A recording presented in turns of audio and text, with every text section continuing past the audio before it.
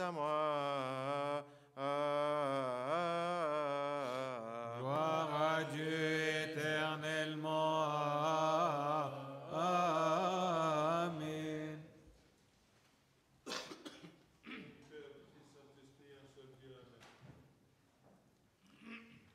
Christus anesti eleison anesti. Le Christ est ressuscité, en vérité il est ressuscité. Aujourd'hui, deuxième dimanche de la période pascale, nous avons entendu ensemble le Christ qui nous rappelle qu'il est notre pain de vie. Il est la source essentielle et la raison principale de notre vie sur terre. Il s'est présenté à ses disciples sous forme de pain.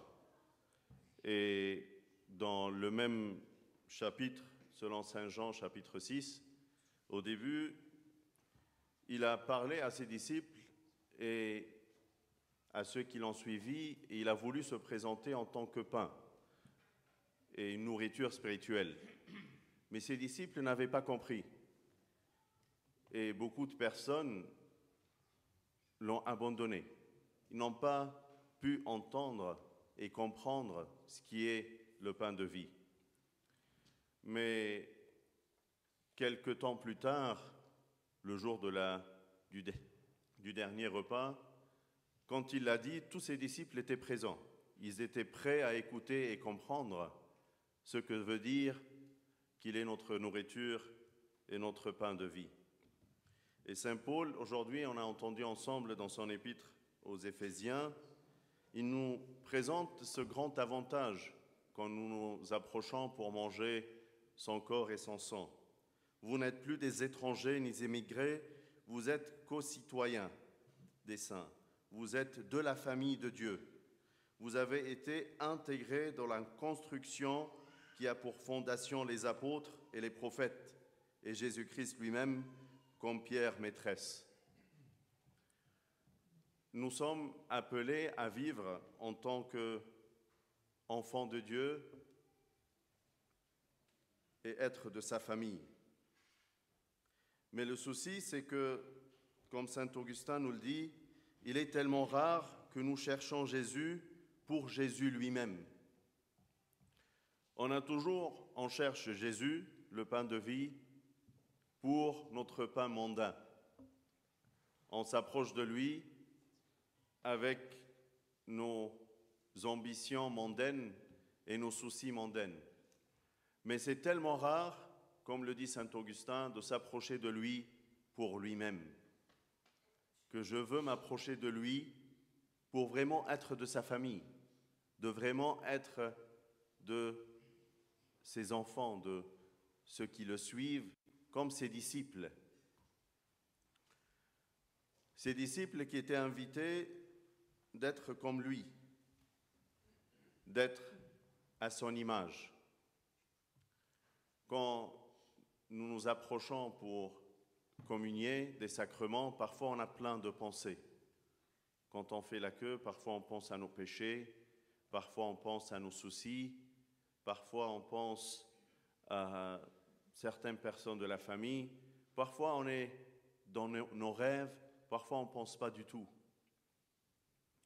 Mais aujourd'hui, peut-être en approchant pour prendre la communion, on peut penser différemment. On peut penser à lui-même, qui s'est offert comme offrande.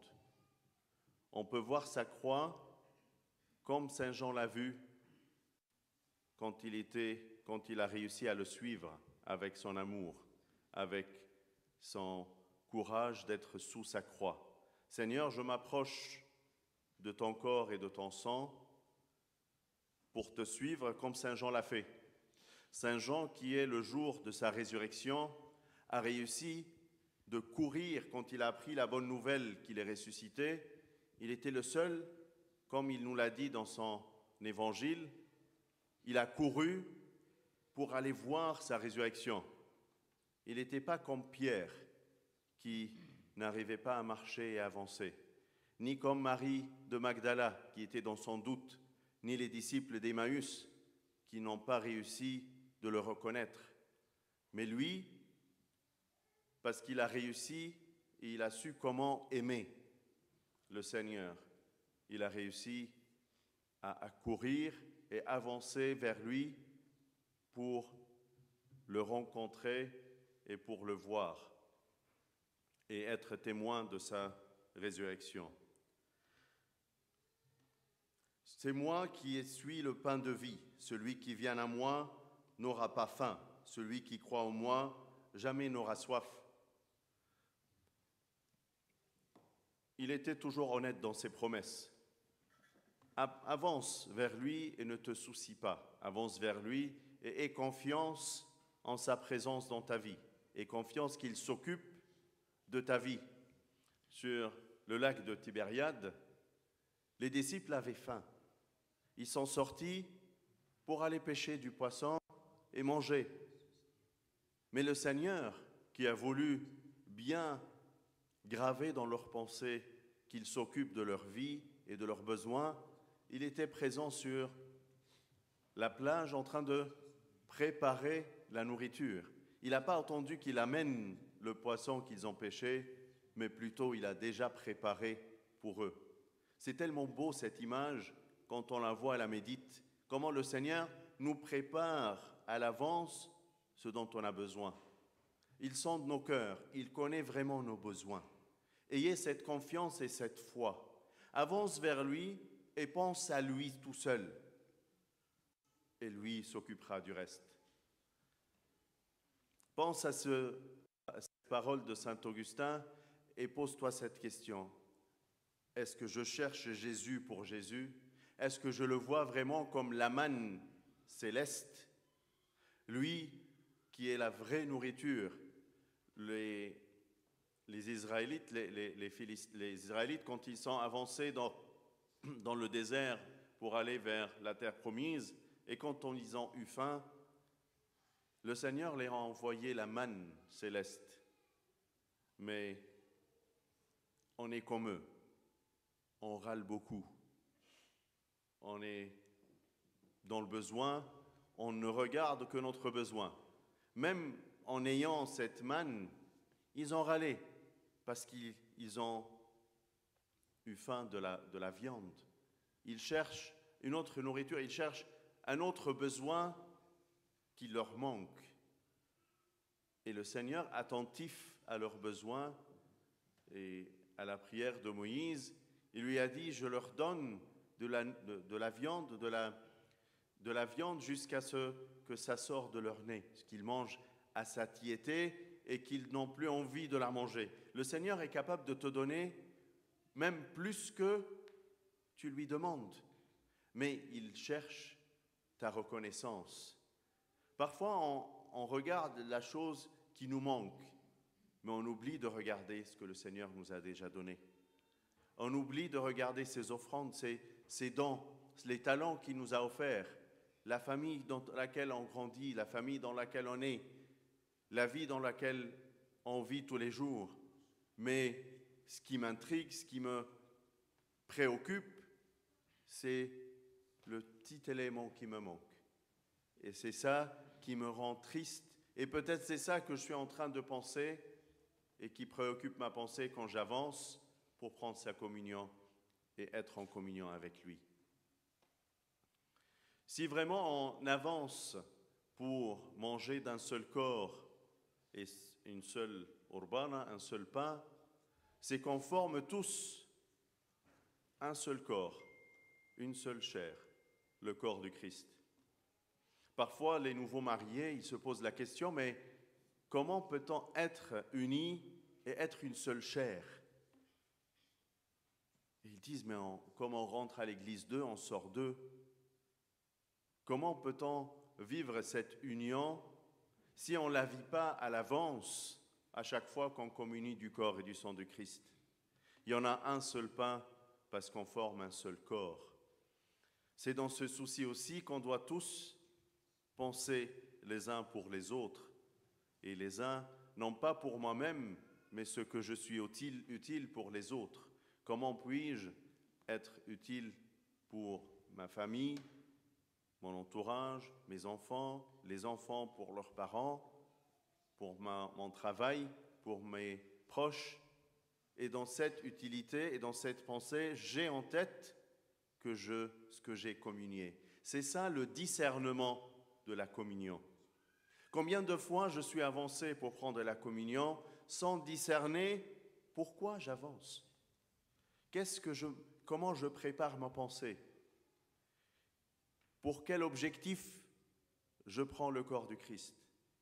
Est-ce que je discerne vraiment son corps et son sang, ou j'avance par habitude ou par routine? C'est ce dimanche, quand il nous rappelle que je suis le pain de vie, c'est l'occasion d'avoir cette réflexion, d'avoir cette pensée, de sonder chacun son cœur, de se préparer à l'intérieur.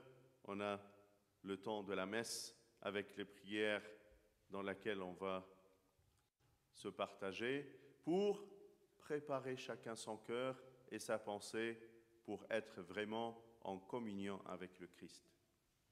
النهارده احبائي الحد الثاني من الخمسين، سيد المسيح بيقدم لنا نفسه انه خبز الحياه. هو فعلا الخبز الحقيقي في حياتنا، هو الشيء الرئيسي في حياتنا. قدم نفسه لتلاميذه في صوره اساسيات الحياه، الخبز. مين ما يقدرش يعيش من غير ما ياكل؟ مين يقدر يعيش من غير ما ياكل؟ والاكل ابسط حاجه موجوده في كل بيت هي الخبز. أنا أساسي في حياتك. لازم تفكر في ربنا إنه نمرة واحد في حياتك. ما ينفعش تحطه نمرة 2 ولا 3 في أولويات حياتك. ما تقدرش تقول أنا النهاردة مش هجيب طلبات، مش هاكل، مش ههتم بالأكل في البيت، حاجة أساسية في حياتك. ربنا عايز يقول لك أنا موجود في حياتك وأهم من ده. سمعنا مع بعض في رسالة بولس إلى أهل أفسس حاجة جميلة جدا تفرح قلب كل واحد مننا وتفهمه إيه الفايدة الكبيرة اللي بتعود علينا إن إحنا نكون في اتحاد مع المسيح بجسده ودمه. فلستم إذن بعد غرباء ونزلاء، بل رعية مع القديسين وأهل بيت الله، مبنيين على أساس الرسل والأنبياء. نفس الصلوة اللي بيقولها الكاهن وهو منطرح على المعمودية قبل ما يتمم المعمودية، يقول يا رب أسسهم على أساس الرسل والأنبياء. ويسوع المسيح نفسه حجر الزاوية الذي فيه كل البناء، مركبا معا ينمو هيكلا مقدسا في الرب.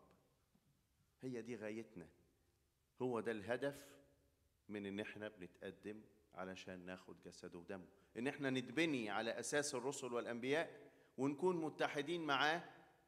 هو حجر الزاوية في حياتنا، هو أهم حاجة في حياتي. قديس أغسطينوس يقول من النادر إن إنسان يبحث عن المسيح من أجل المسيح نفسه، أو يطلب المسيح من أجل المسيح نفسه. كتير بتقف أمام الله تصلي، كم مرة بتقف من قدامه من أجل إنك تتكلم معاه بدون ما يكون عندك طلبات ولا احتياجات ولا انشغالات ولا هموم عايز تطرحها ولا حاجات كتير. مش هقول لك كل ده غلط، لكن ضيف على ده اشتياق قلبك، رغبتك إنك تكون متحد معاه، تكون عايز تتكلم معاه، تكون عندك العشرة الشخصية معاه.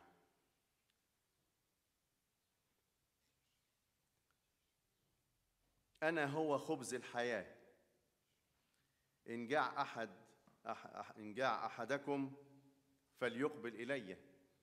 ما تفتكرش إن أنت لما تتقدم لربنا بهذا الفكر إنه مش هيهتم بيك، إنه مش هيهتم باحتياجاتك وهيهتم باحتياجات قلبك. لما تشوف على بحر طبرية السيد المسيح بعد ما حصلت معجزة صيد السمك الكتير اللي بعد القيامة، السيد المسيح قاعد على الشط بيشوي لهم السمك، بيجهز لهم الأكل جاهز سخن على الأكل، عارف احتياج إن هم جعانين، كان عايز يثبت لهم بالدليل القاطع إن أنا بهتم باحتياجاتكم الجسدية. ما تفتكرش انك لما تطلب ملكوت الله وبره ان هذه الاشياء مش هتزاد ليك.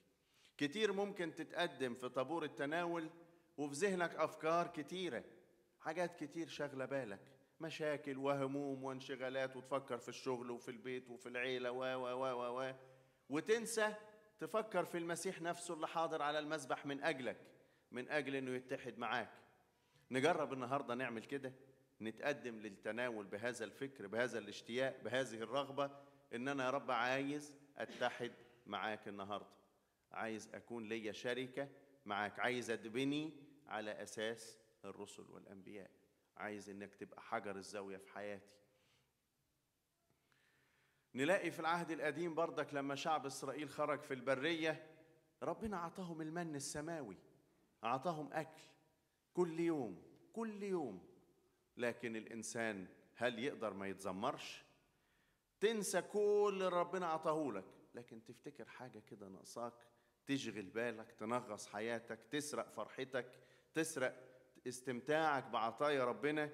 تلاقي حاجة صغيرة كده بس منرفزاك، مخليك مش على بعضك، متضايق، مش عارف تشوف نعمة ربنا في حياتك، مش عارف تشوف عطاياه.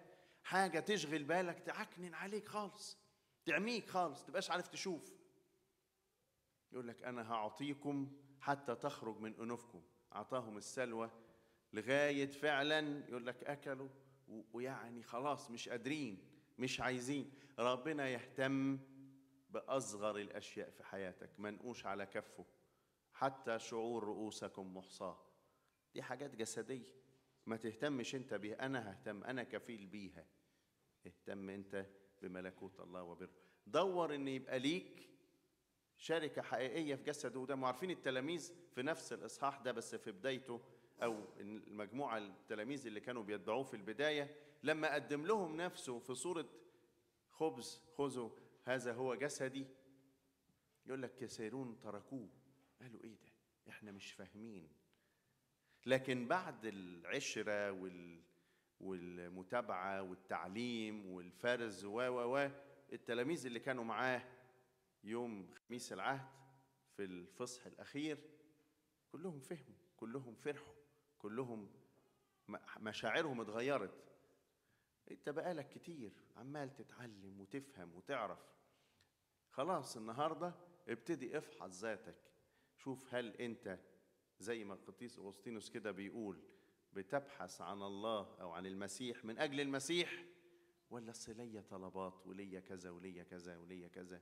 ويبقى لو ما عملش كده يبقى الله مش موجود، يبقى هو مش بيحبني، يبقى مش مهتم بيا، يبقى تذمر تذمر تذمر تذمر. خلي بالك وشوف محبة الله اللي موجودة في حياتك، شوف عطاياه التي هي جديدة كل يوم، تأمل فيها، افرح بيها. هتلاقي نفسك الحاجة البسيطة اللي انت شاغلة بالك دي نسيتها، مش موجودة، ما ملهاش قيمة. ليه؟ عينك مليانة، النفس الشبعة تدوس العسل.